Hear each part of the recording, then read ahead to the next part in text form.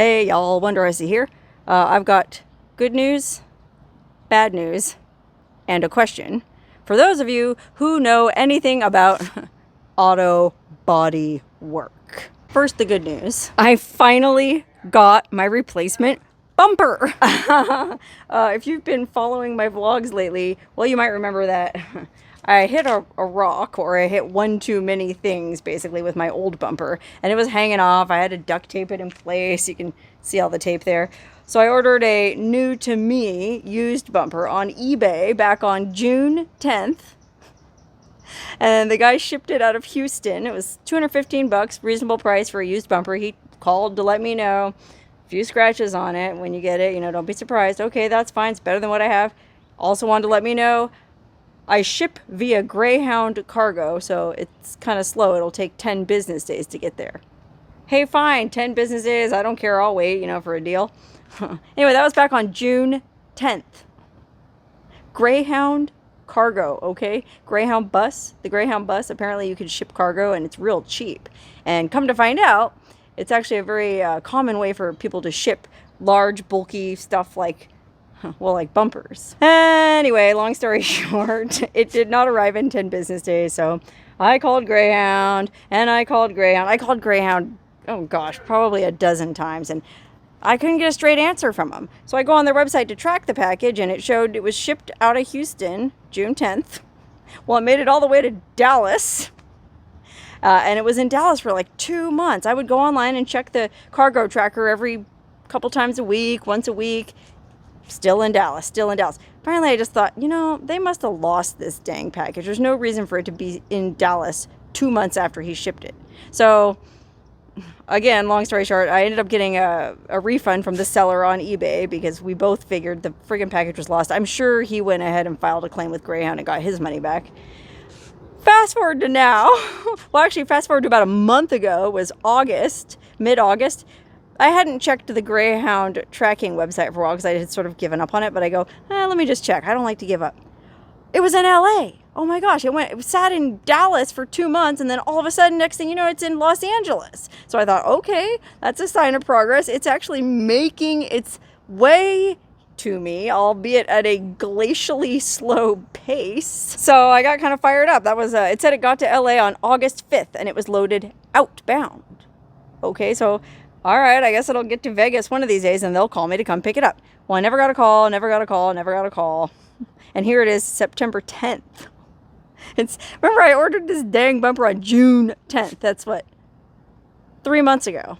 So I happened to go to get some work done on my suspension, or have my suspension checked yesterday, just because it was kind of squeaking, making some noises. So I went over to Rogue Off-Road in Vegas, and the guy there told me, he's ordered stuff on Greyhound, and sometimes they have it sitting there waiting for you and they don't call you. And if you don't come pick it up soon enough, they ship it back to Dallas, where they have this giant warehouse that they just hang on to stuff for a while. So I thought, oh gosh, dang, no. After all this time, it finally made it out here from Dallas. I don't want it to get sent back. So I thought, maybe it's already in Vegas. They just never called me. So I tried calling them, and let me tell you something. I've never had a worse customer service experience in my life. Okay, first I tried calling the cargo department because they had a phone number for the Las Vegas, Nevada Greyhound bus station cargo department, and it just rang and rang and rang and rang and rang, and it didn't go to any kind of voicemail or automated system or anything.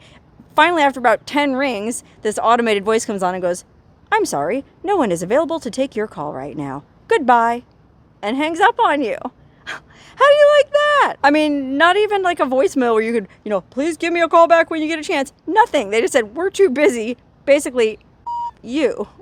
So I tried calling the main line of the bus station, and the same thing happened. I called if you ever try calling the Greyhound bus station in Las Vegas, it will just ring and ring and ring and ring and ring about 10 times, and then a little robot will come on and say, we're too busy, sorry, and hang up on you.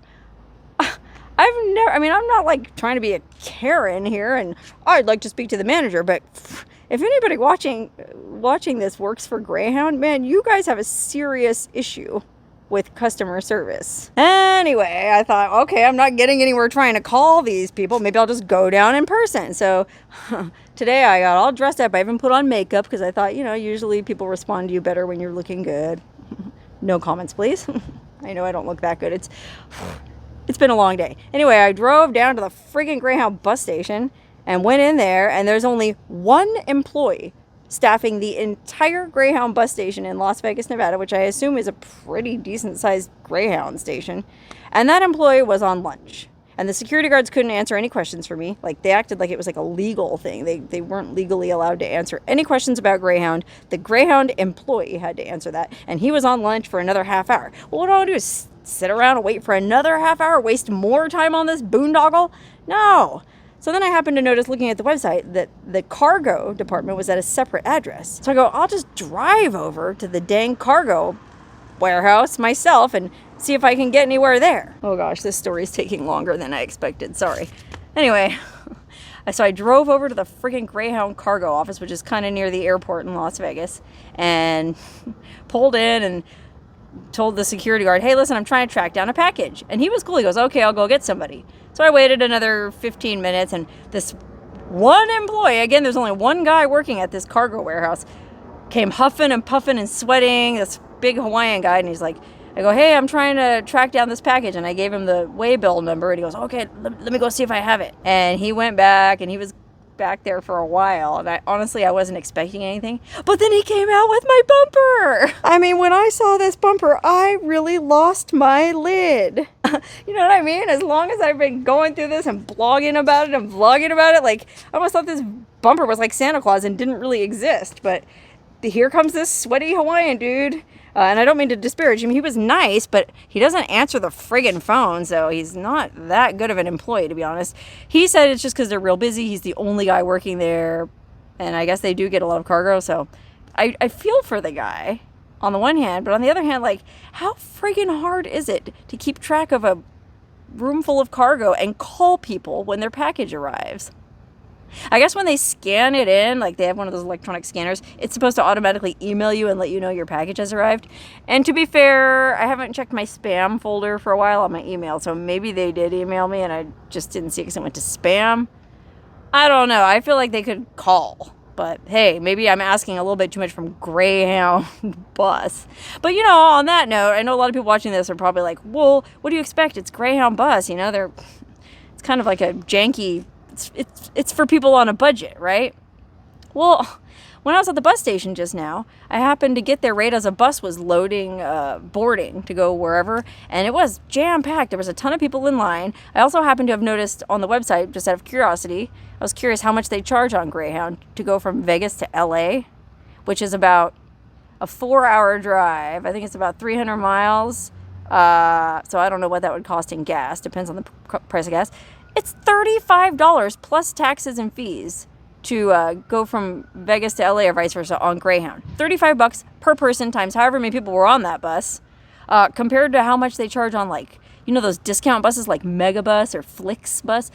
I guarantee the people at Greyhound are making plenty of money where they could hire at least one friggin' person to call people and let them know their packages have arrived. Anyway, I flipped out when the guy brought the bumper out, and I was so happy. I go, oh, you made me the happiest person ever. I was very nice to him. I didn't complain at him, as I probably was entitled to for not answering the friggin' phone ever, but whatever the case, I got the dang bumper, I brought it home, and I decided, well, no time like the present. Why don't I just try to take the old bumper off and put the new bumper on? Now, of course, I had to pick the one day that it's pouring rain from some kind of late summer monsoon here in Las Vegas. Get back in the house. You're going to get run over. And actually, on my way home, it was like dumping rain. Like, it was a serious monsoon storm. Wind like, kind of calmed down enough. The sun came out. I thought, okay, it's dry. I'll tackle this project. It shouldn't take too long. Okay, so that's basically the good news and the bad news. Got the bumper. I pulled it off. It came off with no problem. I have all the little nuts and screws and plastic clips and everything set there so I can reattach the new bumper. The mud flaps also had to come off. There's one on each side there. These are pieces that I have to reattach to the bumper as well, so I got that figured out. But then this piece just sort of fell out when I took the bumper off. I looked this up, and it's called a tail light bracket or bumper retainer. And so I guess, you can see here, there was 2 plastic clips on it that broke off under the tail light. And as far as I can tell, there's no functionality to it other than I guess it helps to hold the bumper in place. So even though the plastic's broken, I think it'll hang in there good enough for me to put the bumper back on. But the one on this side is missing. I don't know what happened to it. I pulled the bumper off and it's nowhere near here. You know, like I thought, oh, well, maybe it's stuck to the duct tape. No, it's just disappeared. So that's my question. I'm gonna go ahead and put this bumper back on, God willing. But I'm just curious if this missing bumper retainer slash taillight bracket is somehow integral to the operation of my vehicle, or the safe operation of my vehicle. Do I need to order another one of those and stick it in there?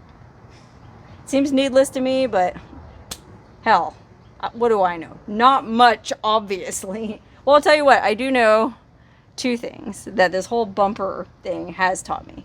One is never give up, okay?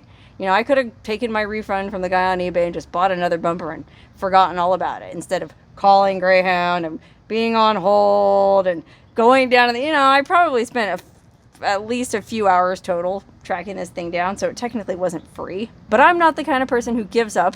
I persevered, and well, by gum, I got the free bumper. And the other thing I learned is never, ever, ever ship anything you care about, or even anything you don't care about, on Greyhound Cargo.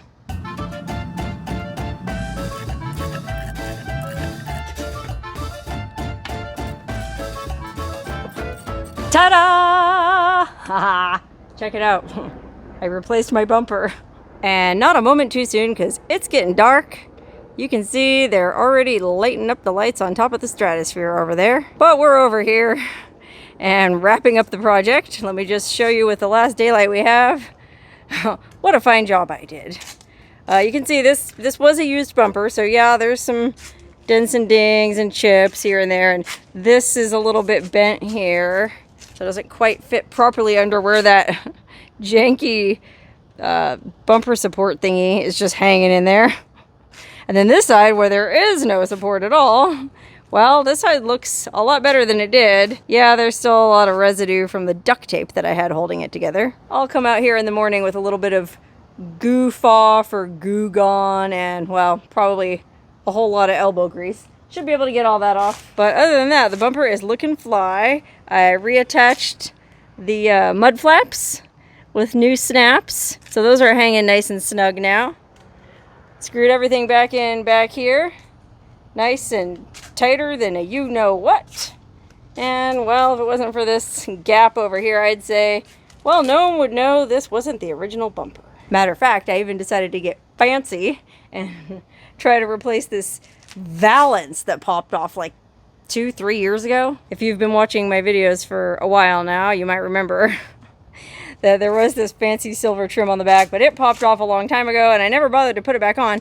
Well, to be honest, even though I watched few different YouTube videos of guys replacing these, this valance is different from all the valances I saw on YouTube, and it's really a complicated niche thing that I won't get into and bore everybody, but it doesn't have the same kind of fasteners as in any of the videos, so I had to resort to a little bit of silver duct tape just to, I mean, it's snapped on the bottom, so it's on, but it was kind of flapping a little bit loose, and well, I taped it. So unfortunately, my car isn't quite duct tape free, but it's a lot better than it was. Especially when you consider that, well, not only did I have this whole thing duct taped, but I don't know if you remember, I also had this mirror duct tape for a while with a milk jug over it. Well, I did get that replaced. And well, now I've got this replaced. And once I get it all cleaned up, well, come back in the morning and check in with me and you'll be surprised. Okay, well, it's not really the next morning. It's the next late afternoon / evening. But I did it. I got my whole bumper put back on. I got all that duct tape residue taken off. And I used this little touch-up paint pen that one of my very generous viewers sent me. And when you see what my rig looks like now, boy, you're really gonna lose your lid. Are you ready? Woo! look at that. Look at that corner, man. Not gonna lie, it did take quite a bit of elbow grease to get all that duct tape residue off, but I think Goof Off or Goo Gone was the one that's made out of orange oil.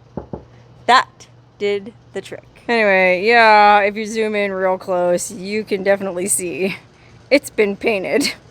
Oh, there and there and oh gosh. Oh, there was quite a few spots over here. But from a distance, you know, now that I think about it, my car's rear end is a little bit like my own rear end. Don't look too close or you'll see all the dents and dings.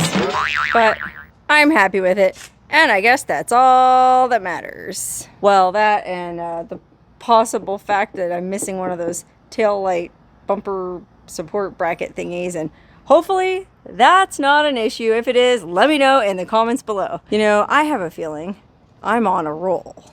First, I got my teeth cleaned. Huh? None of that gross staining remains. And well, if you remember, I think it was a vlog or two ago, I was talking about how I take really good care of my teeth. I brush and floss every day, blah, blah, blah. But I was getting this horrible staining and there was nothing I could do about it. I mean, it was so bad that I was kind of self-conscious about even smiling or opening my mouth too wide in videos. And so I posted about it on Facebook. I think I mentioned it in a vlog, and I got emails from people saying, well, that's just age, you know, that happens.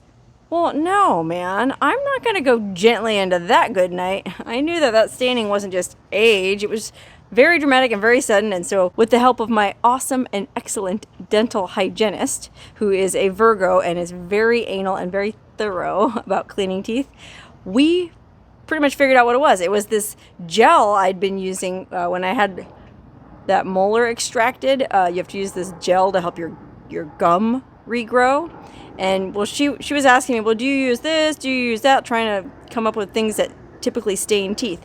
And she asked me if I was using any kind of anti-gingivitis Listerine stuff for gum health. She said anything for gum health can cause staining. I go, well, no, I'm just using regular Listerine and regular, you know, toothpaste. And wait a minute, what about that Perio gel? It was some fancy gel they sold me at the dentist's office. And I'm sure it worked. I mean, it helped my gum regrow. But I think that's what was staining my teeth. It's been 2 weeks since my cleaning, and I haven't gotten any staining. So I'm pretty sure it was that Perio gel. If you happen to be using that stuff, be warned, it causes staining. And it took her a long time to get it all off. But she did. In fact, not only is my gum healed, but my jawbone is pretty much healed too. So much so that the dentist said I can come back in a couple weeks and she's going to put the friggin' fake tooth in finally. So I'll literally be like a new woman with a new bumper and a full set of choppers. How about that?